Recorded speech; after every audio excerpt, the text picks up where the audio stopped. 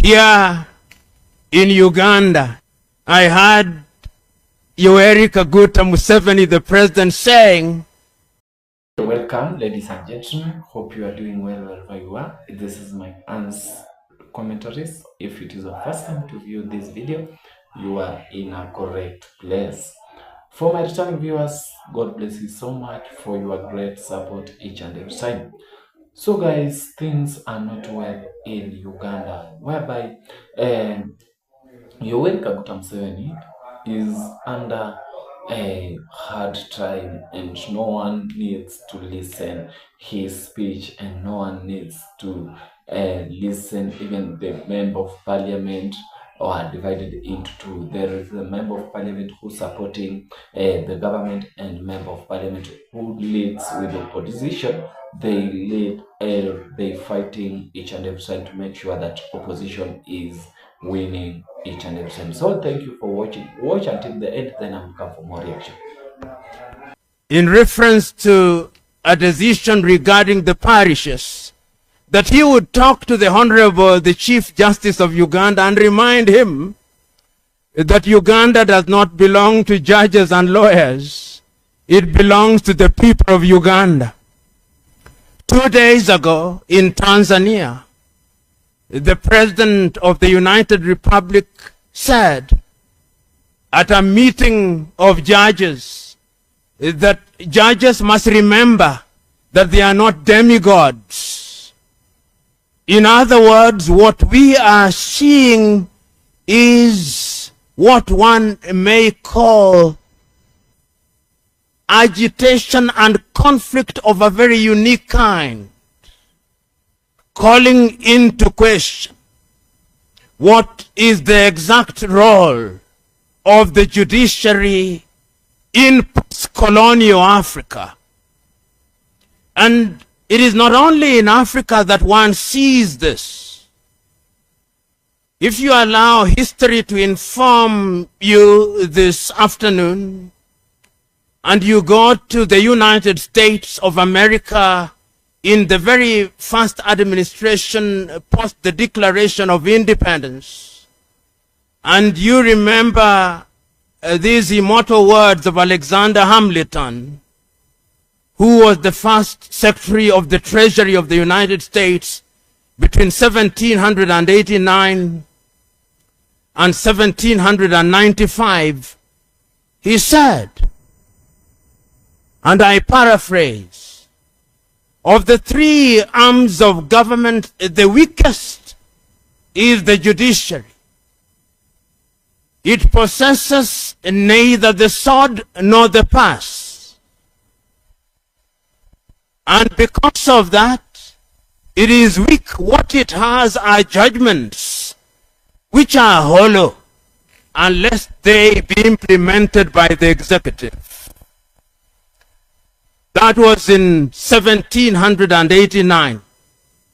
And you who are Ugandans and East Africa will remember a young Ugandan lawyer trained in the Soviet Union in 1967 saying, Picho Ali, in the transition, which was then a very important paper, transition number 36, is that he does not believe that the judiciary is independent.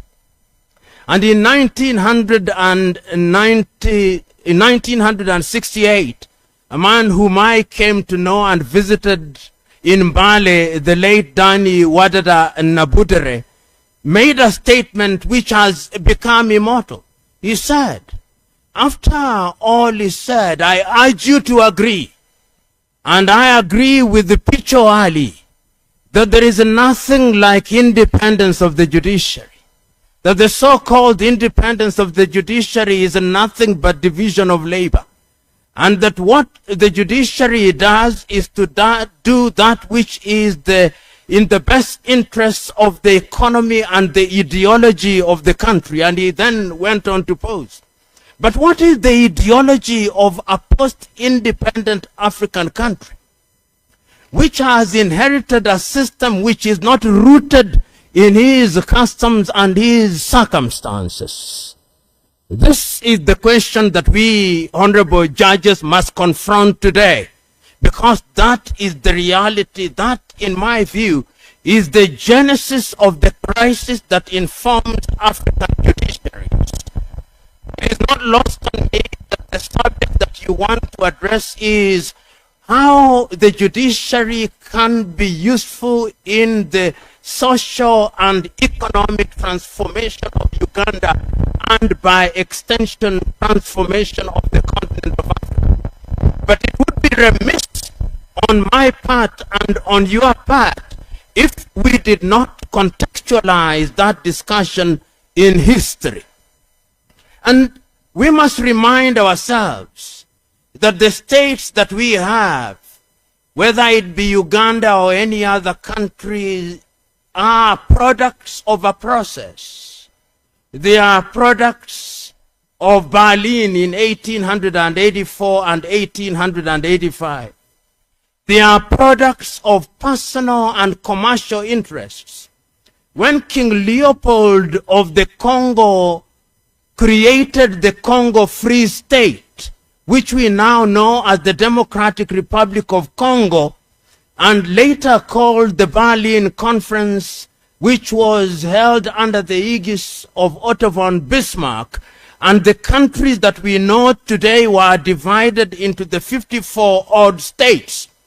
Each one of them followed a system of government that was informed by the colonizers.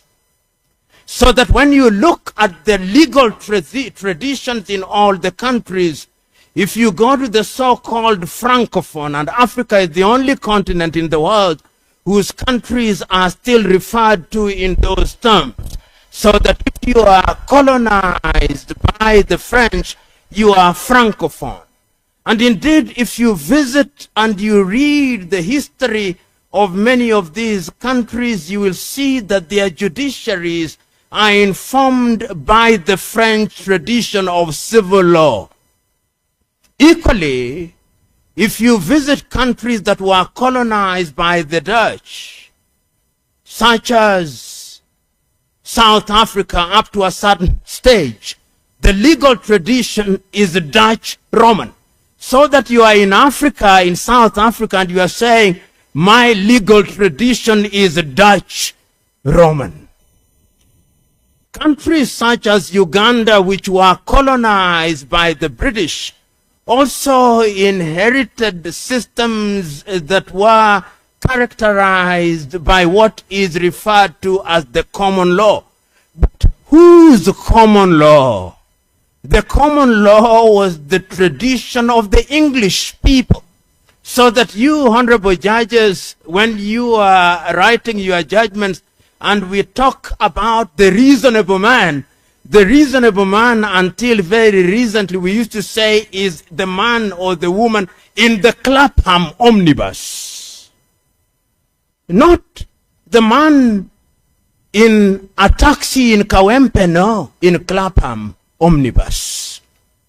In Kenya, until Madam CBCJ, as it then was, said that the reasonable Kenyan man is the man in the Pangani bus, we still said that he was the man in the Clapham omnibus. That is how mentally conquered we are, and we must never forget that.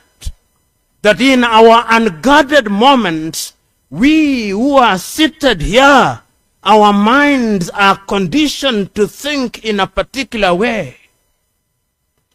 You honorable judges will remember times without number when lawyers appear before you, when they are citing Mukisa Biscuits case, they are not as animated as when they are citing Conway versus Rima. They think that Conway versus Rima is the acme of learning. That is who we are. But yet, in our Commonwealth or common law tradition, and honorable judges will remember these words of Lord Denning in the Nyali versus AG case, where he said that the common law is like the English oak.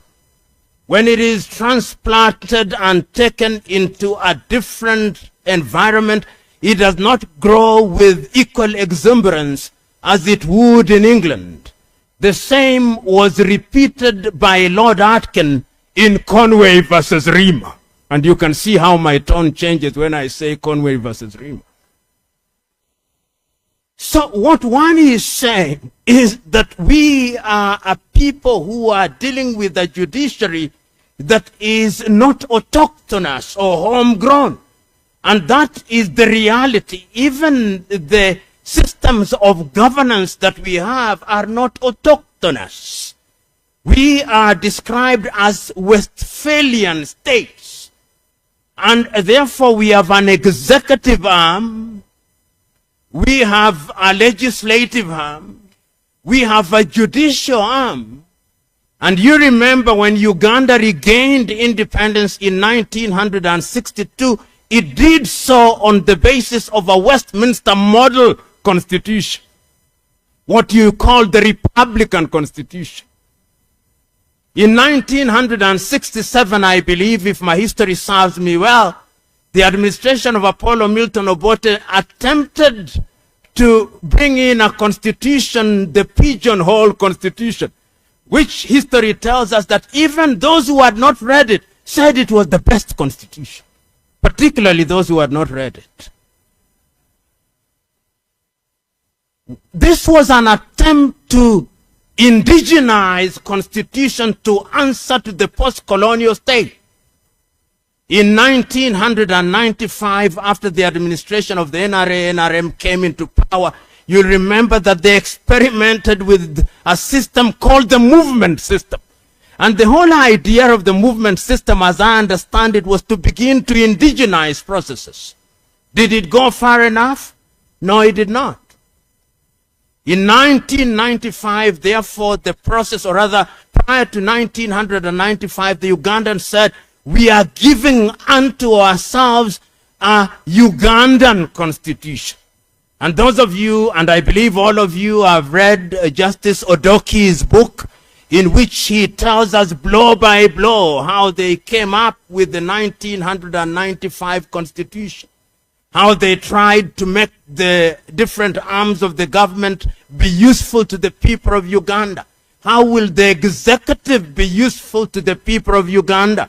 How will the legislature be useful to the people of Uganda? What kind of judiciary we'll have for the benefit of the people of Uganda? Because when we are talking about socio-economic transformation, in real terms, what do we mean? Let us unpack socio-economic. The African state is artificial. Artificial in the sense that Uganda has no less than 56 nations, which prior to the advent of the colonialists had their systems of governance. If you go to the Bunyoro Kitara, they'll tell you we had our own systems of government. If you go to the Batoro, they'll tell you the same. If you go to the Basoga, they'll tell you the same. If you go to the Baganda, they'll tell you the same. If you go to the Banyankore, they'll tell you the same. If you go to the Teso, they'll tell you we had our Emory Mori. If you go to the Acholi and everybody else, they'll tell you we had our own systems of the government, and then we were welded together into the thing that is now called Uganda. And Uganda, like all African nations, is work in progress. That work in progress is the one that wants to socially transform. Where does it transform and what does it become, that thing called Uganda? I remember as a young inquisitive student of history reading at one time, I think it was Napoleon or somebody else or Voltaire who said, with regard to the Roman Empire, he said the conglomeration that is normally referred to as the Holy Roman Empire is neither holy nor Roman nor an empire.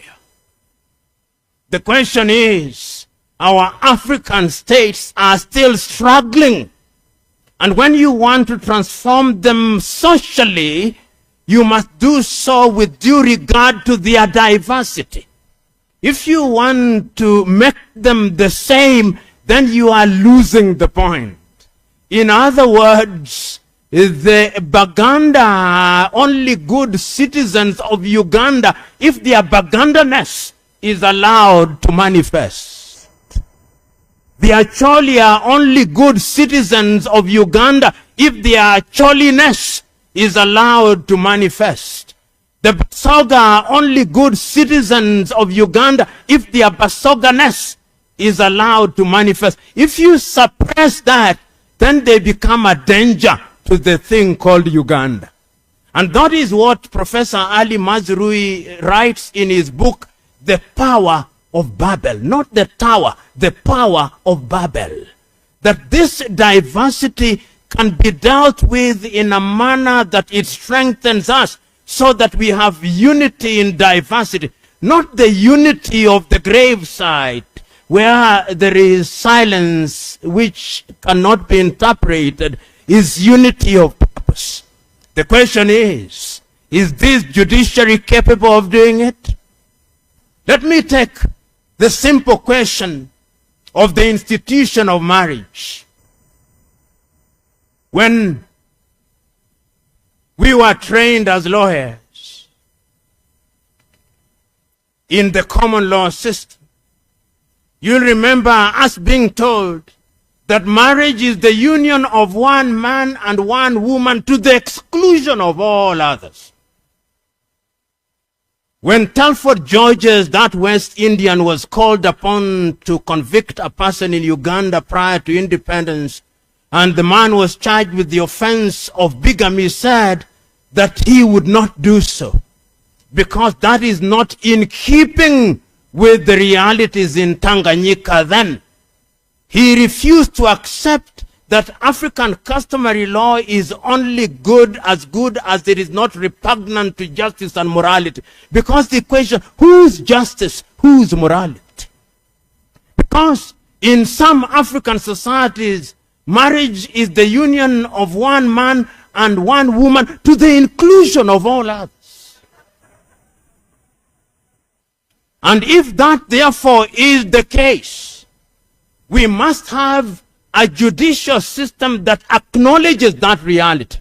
The Kenyan constitution, and I believe the Ugandan constitution now, contemplates that polygamy is a recognized institution, and that you can register. The Kenyan constitution allows it, that you can register, this is my wife number 1, wife number 2, wife number 3. The only thing is that you must make a decision at the very beginning. In other words, if you think you can be or you may be polygamous, don't enter into a union that excludes you. Don't go to the Attorney General's chambers. Don't go to a church, because that then becomes monogamous until you divorce. But if you go to Basoga customary law, Jopadola, Allure, then you are good to go. Am saying this because it is important, because when we talk about social harmony, this is what must be done by the judiciary. The other thing that I'll talk about is land. Land in the capitalist system, when they came here, they told us that land is something that is the basis of commerce. And they came here with the whole idea that our lands were not owned by anybody. So in Kenya, we have a famous case called the Mulwa Gwanobi case, involving the Jibana peoples. When the British wanted to subdivide land, the people told them that land belongs to nobody, it belongs to God. The British administrator said, yes, we know it belongs to God, but the British administers it on behalf of God. And that is the basis on which you then have it registered as crown lands. If that be the case, if you want to create social harmony, how do you deal with land in Uganda? Amongst the Baganda, how do you deal with what you call the Milo land? How do you deal with land that is owned by the kings in Bunyoro Kitara? How does it become a factor of production? Because you are talking about social harmony, and you are talking about economic transformation, because if you don't take this into account, then you are going to suffer. And let me give you a very practical example. The Lapset, which was to be the pipeline from Lake, I don't like calling this thing Lake Albert, Lake Mutanzike, or Lake Bonyo, which you call Lake Albert. The pipeline was to move from that area through to Uganda, through to Kenya, and through to Lamu, Lapset. This is not said, but one of the reasons why it failed was because of compensation. On the Tanzanian side, because of the Nyerere doctrine of land, that land belongs to the state, there was no compensation, among other things. How do you deal with that? Because if you don't deal with it, then an economic project will collapse. I'm still talking about socio-economic transformation and the role of the judiciary. In other words, a judiciary must be a judiciary that is sensitive to the realities of the environment in which they are operating. If the judiciary is not separate and is not sensitive to that reality, then that judiciary will sooner become irrelevant and will be ignored by the executive without consequence. But am I suggesting for one moment that every executive fiat and diktat must be followed, that the judiciary must kowtow to the executive at all times, or to the legislature? No. I'm not saying so. I am saying that what must happen is that it is incumbent upon the judiciary at all times to ensure that what it does is in the general good. But that begs the question, what is in the general good? What is in the general? Who is to be the judge of that which is in the general good? This is what your African presidents will tell you.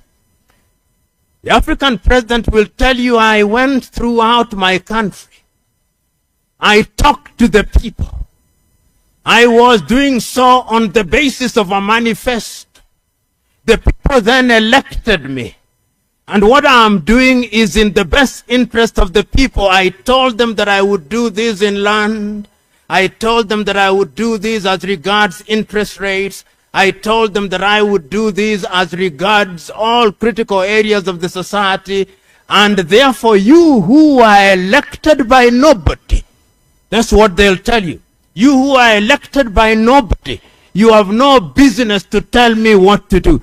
And if you doubt me, look at what is happening in the United States of America now. By dint of executive fiat, agreements that were long settled are being disturbed. Things which you thought were constitutionally settled are being disturbed. And the judiciary does not know what to do.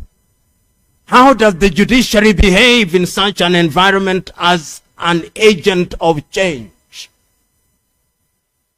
I know this is sensitive, but I'll say it regardless because I'm flying out later in the evening.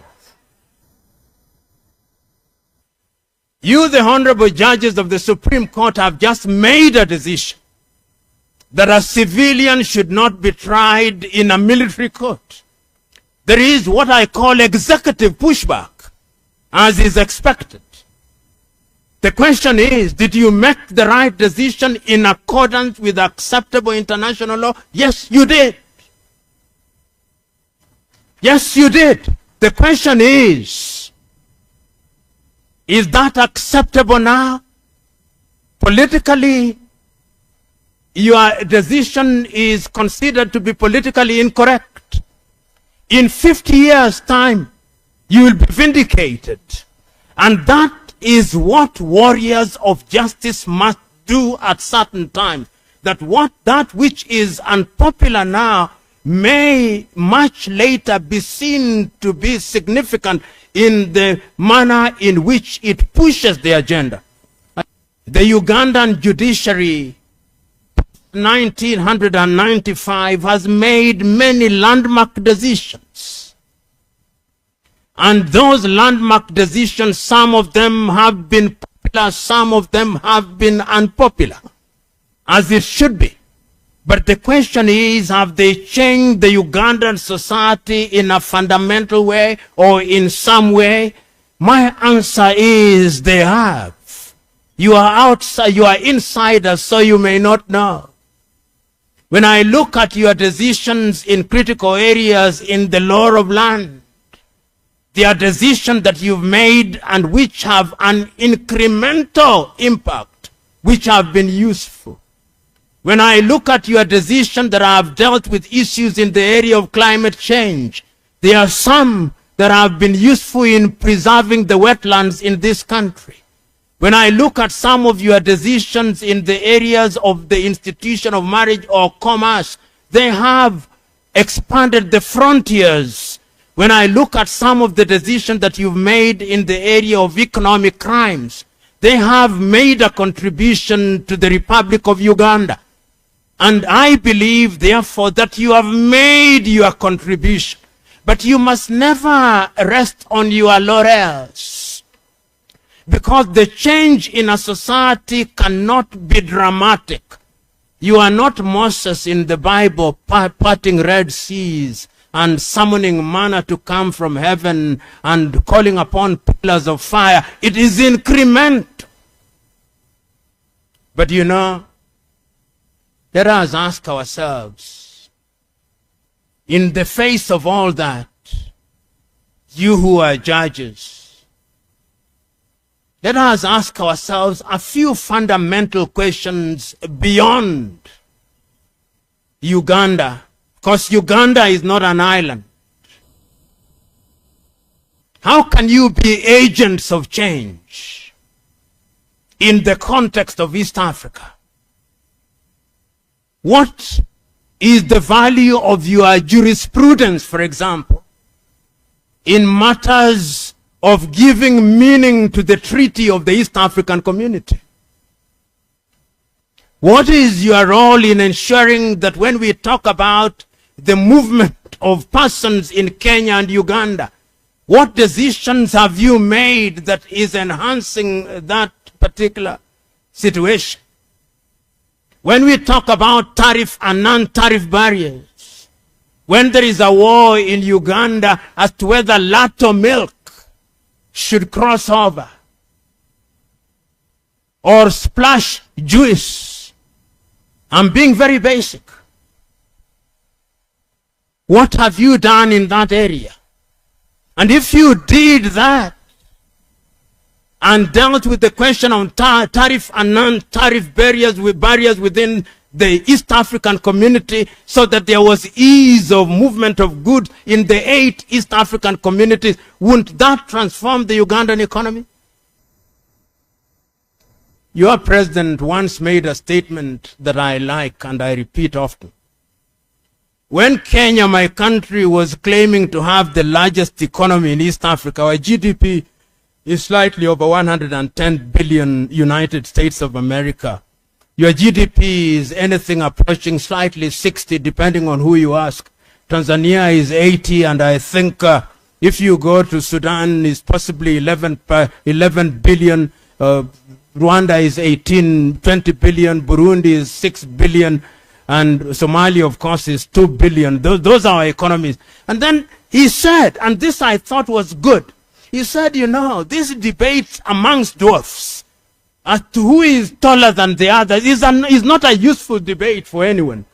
Because even once you have concluded that one dwarf is taller than the other, they are still dwarfs.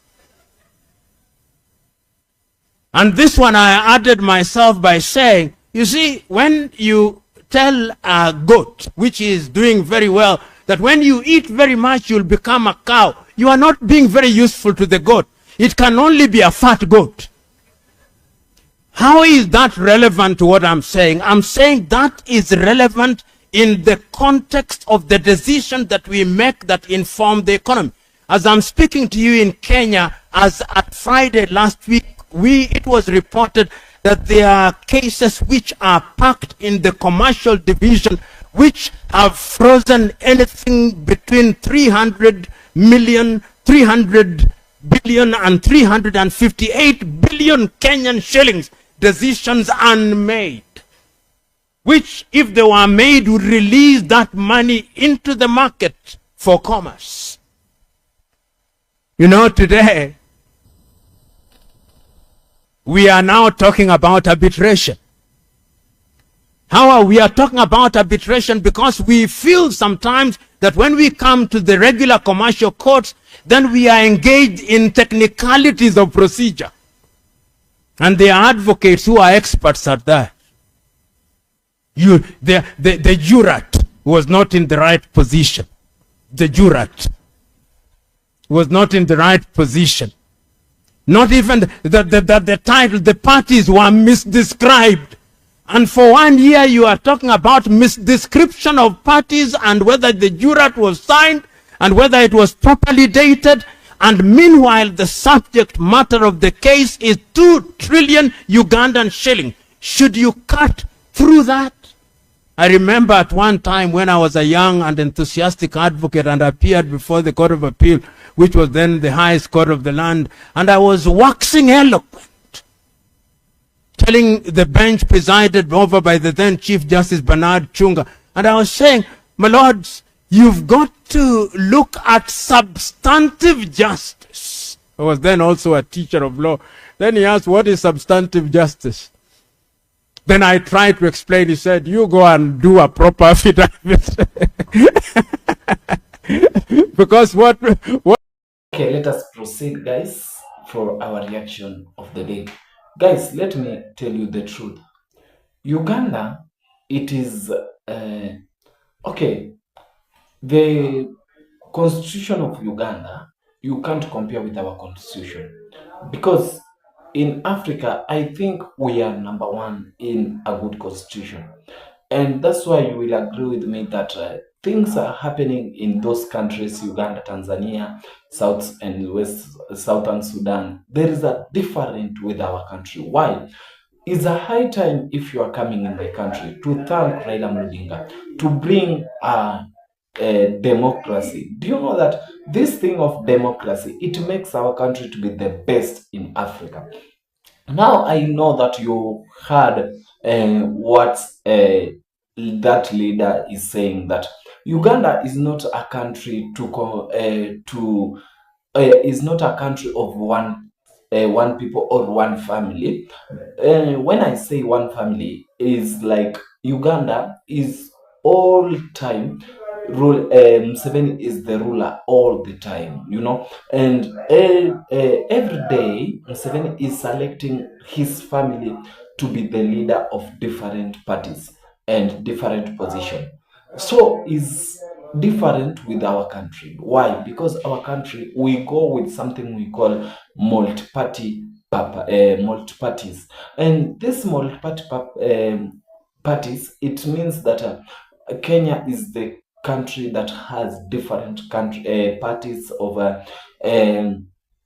people and different tribes of people, and you can't rule you and your family. And that's why this leader is saying that in Uganda is not a country of one family, like you, the only thing you have, you will go and take, or you will put that thing in court and start reacting on that. Why? Because wanajua ya kwamba Uganda ni country ambayo ipo na, naweza sema vipi, kwa sababu Museveni ameweka ile, naweza sema itikadi ama ile hulka ya jina nzuri, ile hulka ya kusema kwamba Uganda ni yao.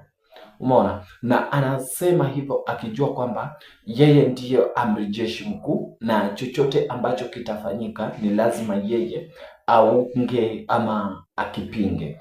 Na ndiposa utaweza kubaliana nami nikisema ya kwamba watu wameweza kugawanya into 2. Kuna wengine wanaunga hilo swala mkono kwa sababu wanajua kwamba end of the day hao ndio watakuwa wanapata kile kitu ambacho anakitazamia. Na wengine wao pia wanasema ya kwamba hicho kitu ambacho kinafanyika kule Uganda si kitu ni kizuri zaidi. Na sasa ukirejelea ule uchaguzi uliofanyika Uganda, ilifanyika kwamba Yoweri Kaguta Museveni alilazimisha huo uchaguzi ili yeye aweze kupita, na hilo ndilo swala kuu zaidi, ama hilo ndilo jambo ambalo linaleta zaidi end of the day everyday mgogoro na vita vya kisiasa nchini Uganda. But sasa like okay, hayo yote yamefanyika, then what next? What next to people of Uganda? Because it seems like Museveni kulingana venye ana fight kwamba yeye akiondoka aachie mtoto wake ambaye ni General Muhoozi. Je, kitawezekana hicho, ama hilo jambo litakuwa jambo gumu kwa watu wa Uganda? So guys, ikiwa unaweza sema tu unaweza weka tu opinion yako kwa comment section, na for my returning viewers, God bless you so much until we meet again. But remember, Uganda, they need a coalition government. So thank you as we are watching.